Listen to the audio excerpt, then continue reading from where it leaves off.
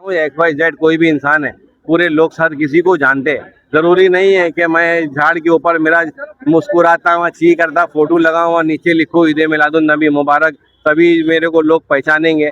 तो हर चीज के अंदर सियासत नहीं, जब आँख खुले सवेरा 50-60 हजार 70 हजार आम तौर पर छोटा मोटा बैनर लगाने वाला आदमी का खिलाफत हाउस से क्रॉफर्ड मार्केट तक खर्चा होता है। भाई क्यों लगावे बैनर? वही इसके लिए आप रोड पे खड़े हो जाओ, ऐसी चीज का इंतजाम करो जो गरीबों को बांट दो।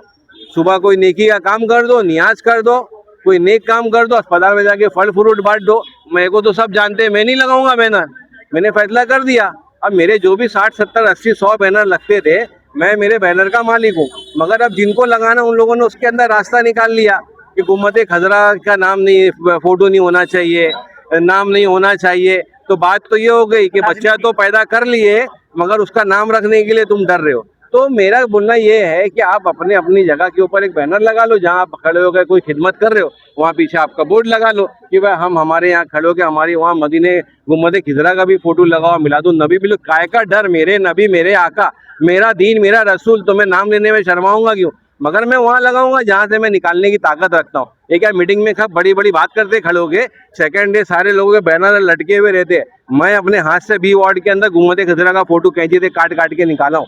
तो ये सब चीज जो है पहले खुद पे अमल करना है, उसके बाद दूसरों को बताना है। मैं ये बोलने की बात नहीं थी मीटिंग में, मगर मैंने कहा है और ये चीज आप देखेंगे इंशाल्लाह। आपको मेरे स्टेज के अलावा एक भी बैनर कहीं दिखेगा नहीं। और उसका जो भी पैसा हमारा बैनर का बच रहा है, ऐसा नहीं कि बैनर का बच रहा है तो गरीबों की मदद करना है, वो पैसे को अलग से हम खैर के काम के अंदर लगाएंगे। हम लोगों ने ये चीज का निर्णय ले लिया है।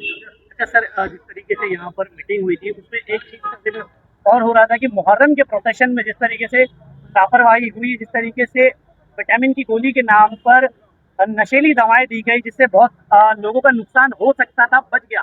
दूसरी तरफ सर ईद मिलाद के जुलूस में जो साहिब इस्तिताअत नहीं है, जिनकी इस्तिताअत कम है, वो लोग भी अपनी तरफ से आताए नामदार मोहम्मद सल्लल्लाहु अलैहि वसल्लम की शान में अपनी तरफ से कुछ पेश करते हैं। जैसे अगर स्टॉल किसी का लगा हुआ है, किसी शख्स ने चाहा कि वो 100 वड़ा पाव लेकर बांट दे, वो 20-25 दर्जन केले लेकर बांट दे, तो उस तरीके की चीजें लोगों के रुक जाएंगी।